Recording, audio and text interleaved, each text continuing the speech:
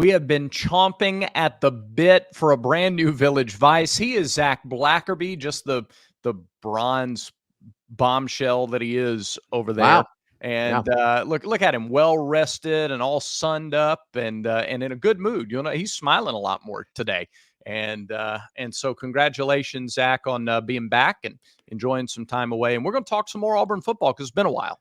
Yeah, 7 nights of just uninterrupted sleep, deep, good sleep. I'm ready to go. Let's talk some Auburn football. All right, let's do it. Over the next few weeks, we're going to go through class by class this roster and talk about the most important players, the keys to Auburn's success in 2024. And as we've said a few times, like we understand it's all 11 on the field and all 22 offense, defense, and we understand that. But in terms of individuals maxing out their potential, who are the most critical players to Auburn's success in 2024? We're going to start today with the senior class. Yeah, and I think this is a worthwhile exercise because it's going to show some strengths and weaknesses of Auburn's roster. The way this roster is constructed, it's a little weird. It's a little weird, and I don't think this is going to be a long-term solution for how Hugh Freeze wants to run this program. I think ideally, and this was what happens when you recruit successfully for several years in a row, you've kind of got a stacked roster where it kind of evens out. That's not what this is. We've talked a ton about Auburn's freshmen because there's a bunch of freshmen. And we've talked a lot about Auburn seniors, and it's going to be a lot of names you're about to list off that Auburn fans already know about or they're coming in and they're excited about. But that's kind of it. And so it's going to be a loaded senior show that we do today. It's also going to be a loaded freshman show, but it's also going to shed some light of like, there are no juniors on this roster. Yeah. There's not a ton of sophomores, and the ones who have played are really, really important. But yeah, the seniors, I think there will be a senior that starts at every position group. Yeah. I think probably so. Yeah. There will be. Yeah. Which is going to bring us to an interesting topic toward the end of today's show, which is, that we think this roster is pretty well built to win in 2024, or it's more imperative to win games this year in just looking at having to replace all these seniors going forward. So here's what I want to do, just so everybody kind of starts from the same place. I'm just going to go straight to the roster page, and I'm going to read the seniors numerically on the list. Here's what else I'm going to do. I'm going to take 2 men out of the discussion today.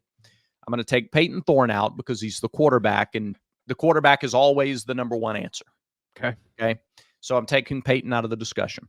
Okay. I'm also going to take Brian Battie out of the discussion, just out of respect to Brian and to the Battie family as they continue to go through this time. So we'll remove them from the conversation. Here are the others. Keontae Scott, Jaron Thompson, Austin Keys, Eugene Asante, Dorian Mousy, Rivaldo Fairweather, Robert Lewis, Sam Jackson, Jarquez Hunter, Jalen McLeod, Griffin Speaks, Greg McConico, Dylan Wade, Isaiah Miller, Percy Lewis, Luke Deal, Brandon Frazier, Oscar Chapman, Trill Carter, and Jason Jones. So if we're talking about 3 guys, if we're talking about the top 3 seniors, I'm going to start, Zach, with Jason Jones. Okay. I'm going to start interior of the defensive line. Auburn brought in the transfers. We know Trill Carter is going to play a role. We know Gage Key is going to play a role. But Jason Jones is your returning starter, the anchor on the interior of your defensive line. Pass rush important. Linebackers are definitely key, and we're going to get into that. And your secondary is important. But you're going to build from the inside out. And so I think Jason Jones maximizing his potential, taking a step forward, is going to be absolutely critical for Auburn to start defensively in 24. And you list a lot of names. I think you left a few out because Auburn's roster on their website actually leaves a few guys out that haven't technically enrolled yet, I guess. But because Isaiah Rakes would be on there, true, and Philip Bleedy would be on there when you're just talking about the defensive line, and so all of those guys are going to certainly have a role. I mean, it's Jason's time. I'm pretty close with Jason. He knows it. He knows it's his time, and he's out of eligibility after this year. And so we saw him step up a ton last year when they brought in Rogers to come in, the former 5-star from Kentucky. And He kind of answered the call. Can you do it again? Can you do it again? They brought in a bunch of guys on the defensive front, and some of these guys are going to push him, say, hey, who's going to be the starter at that specific spot? I do think it'll be Jason when it's all said and done. But if Isaiah Rakes ends up starting at that spot over the course of the season, it wouldn't shock me. So I think that's a good one. When you talk about, okay, can they get more out of these players? We've heard great things about new defensive line coach Vontrell King-Williams. Can he help these guys take that next step? The players think that they can under his leadership on the position line, on the defensive line. So I haven't talked in 7 days. Sorry about that. But yeah, I think Jason's a great one. I don't think he's the most important senior, but he's certainly up there. Yeah, no, that's why I've got him at 3 on my list. Do you want to go 3, 2, 1, or do you just want to kind of react to mine and then give me some thoughts after that? Which way do you want to go? Yeah, give me your 3, and then I'll tell you who you left out. I'll tell you where you're wrong, if that's okay. Sure, that's fine. I haven't had that in several months, so it'll be good to have it. So number 2 on my list is left tackle Percy Lewis. Yeah, and again, just in the same way that I picked Jason because of the importance of the position that he plays, I do the same thing with the left tackle. Virtually any senior left tackle would be 1 or 2 on my list if we're taking a quarterback out and doing this year after year. And so we've talked about the importance of his play at tackle, allows Dylan Wade to move inside and play guard. Left tackle to a right-handed or right-throwing quarterback is absolutely key. And so if Auburn gets Percy Lewis's best this season, it protects what Auburn, I think, is going to want to do in the passing game. I think we're going to see the number of pass attempts go up, and that be a little more balanced. And so he's critical to that. I think that's a great one. Now you've put yourself in a tricky situation because you're going to leave off somebody really important with this other one, because there's 2 names that I think are in the top 3.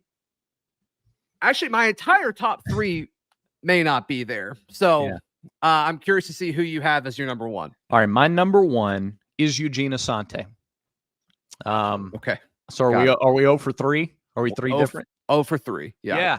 Well, again, and again, that goes back to this last point that we're going to talk about. The number of seniors who can provide leadership with their play in critical positions. There are a lot on this team. They're built to win with this number of seniors that play important spots. But I think Asante is, and I think we talked about this when we did our defensive keys show a couple of weeks ago. He's in the middle of your linebacking core. He's a vocal leader. He made so many big plays. He's a playmaker. He's probably your most playmaking linebacker, not just short tackler, but playmaker at the position. That's Asante.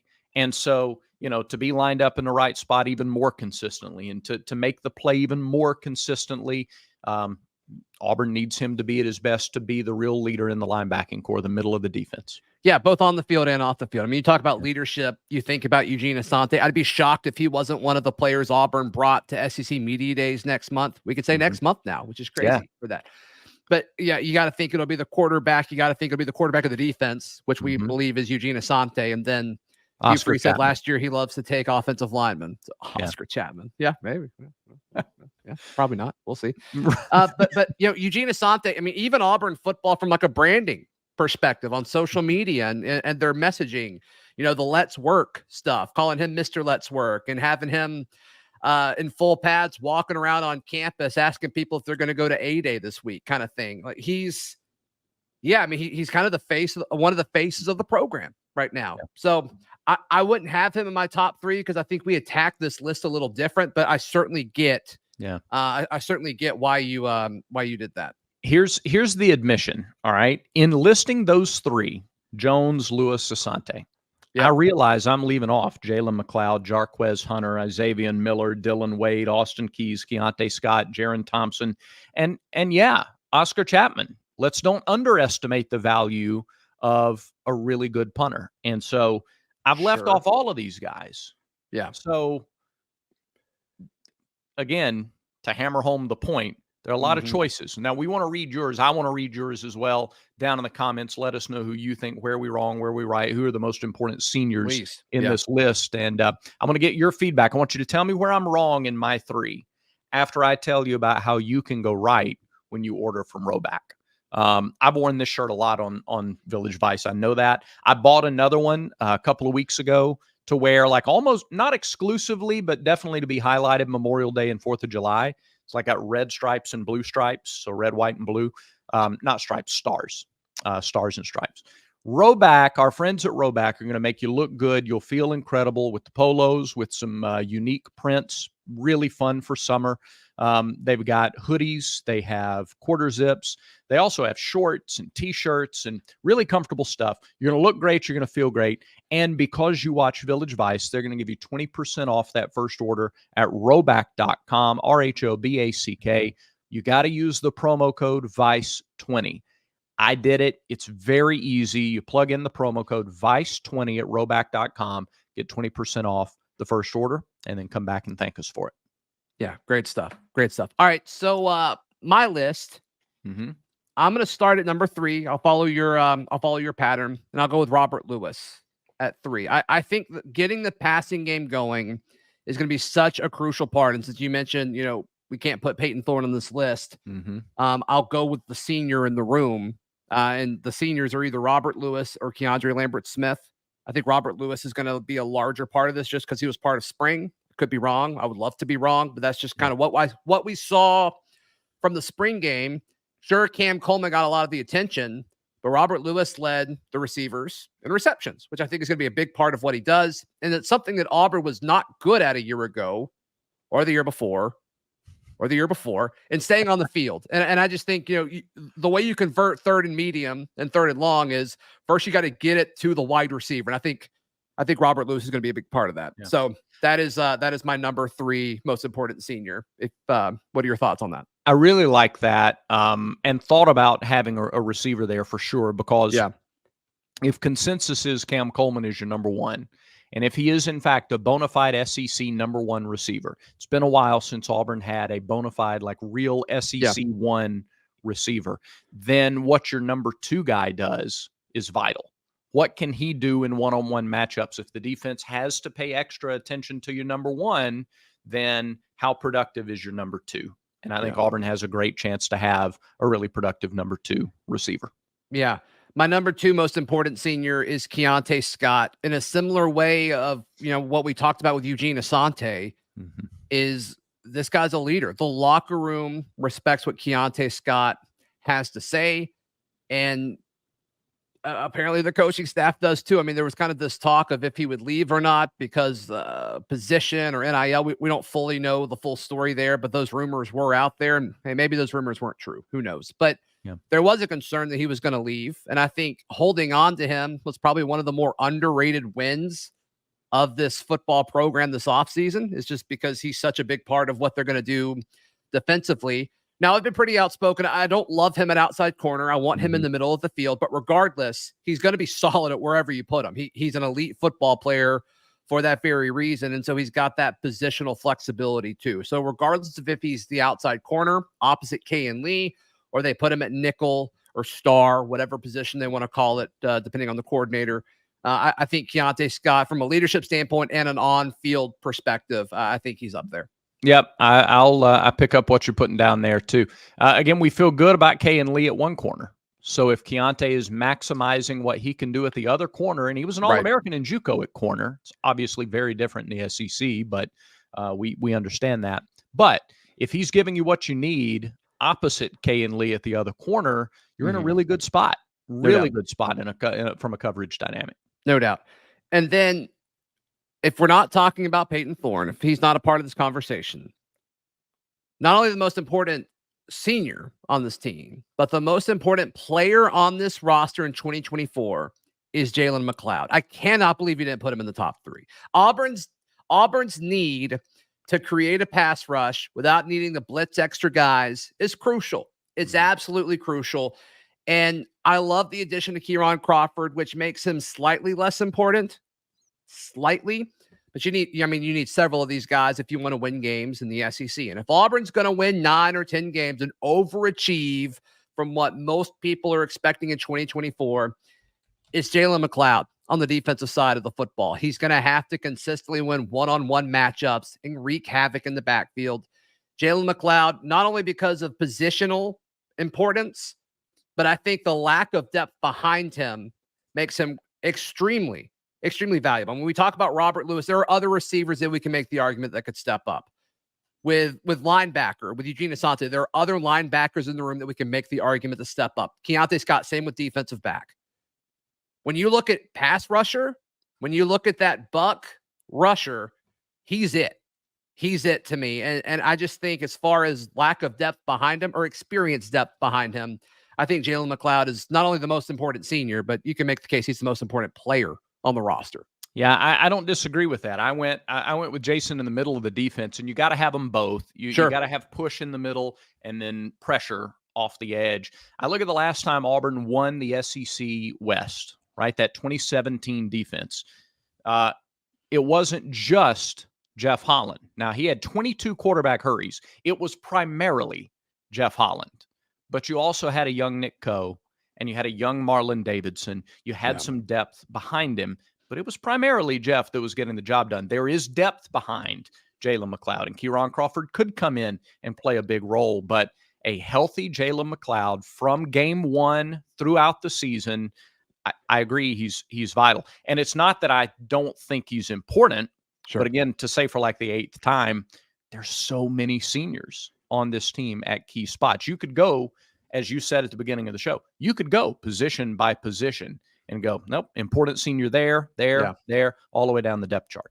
Yeah, and you and I didn't coordinate our lists or anything like this. This is truly like we made a case for 6 different seniors at 6 different positions, making the case for kind of one of these top spots as far as importance goes. So that goes to show how top heavy this roster is when it comes to age and eligibility. And all 6 of these guys, for Auburn to overachieve this year, they're going to need all 6 of those guys to play and be what they're do what they're capable of doing. So the way the roster is built, Brad, is it better now with all these seniors for them to win now versus a year ago or a year from now? Excuse me. Let's talk about that in just a moment.